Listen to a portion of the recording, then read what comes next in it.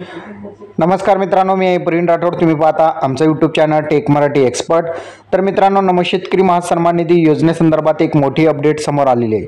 नमो शेतकरी महासन्मान निधी योजनेतील लाभार्थी शेतकऱ्यांना मात्र आता दर महिन्याला 3,000 रुपये या ठिकाणी दिलं जाणार आहे. या अगोदर नमो शेतकरी महासन्मान निधी योजनेअंतर्गत प्रत्येक महिन्याला म्हणजेच 3 महिन्याला वार्षिक 3 हप्त्यामध्ये 6,000 रुपये लाभार्थ्यांच्या खात्यामध्ये दिलं जात होतं, शेतकऱ्यांच्या खात्यामध्ये दिलं जात होतं.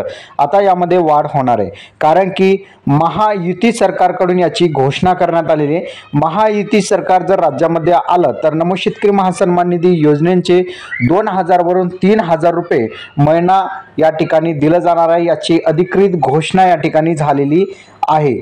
तुम्हाला काय वाटते की याची अधिकृत जी घोषणा करण्यात आलेली आहे, जे महायुती सरकार ज्यामध्ये शिवसेना आहे, राष्ट्रवादी काँग्रेस आहे, ज्यामध्ये राष्ट्रवादी काँग्रेसचे अजितदादा पवार, शिवसेनेचे एकनाथ शिंदे आणि भाजप सरकार, या तिन्हींचं जर सरकार आलं राज्यामध्ये तर हे तिन्ही मिळून राज्यातील शेतकऱ्यांना नमो शेतकरी महासन्मान निधी योजनेअंतर्गत प्रत्येक महिन्याला 2 ऐवजी 3,000 रुपये दिले जाणार असल्याची माहिती घोषणा त्यांनी केलेली आहे. जर राज्यामध्ये हे सरकार आल्यावर ही घोषणांचं या ठिकाणी जे आहेत 3,000 रुपये राज्यातील शेतकऱ्यांना दिले जाईल.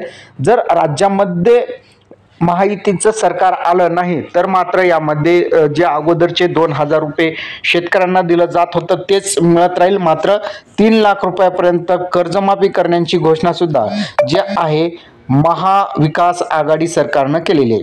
तर अशा प्रकारे बघितलं तर जर महायुती सरकार आलं तर कर्जमाफी सुद्धा होणार. नमो शेतकरी महासन्मान निधी योजनेअंतर्गत प्रत्येक महिन्याला 2 ऐवजी 3,000 रुपये सुद्धा दिलं जाणार आहे.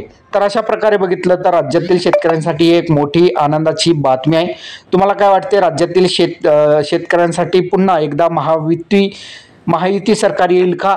नक्की कमेंटमध्ये सांगायचं विसरू नका. अशाच नवनवीन अपडेटसाठी चॅनलला सबस्क्राईब करा. धन्यवाद.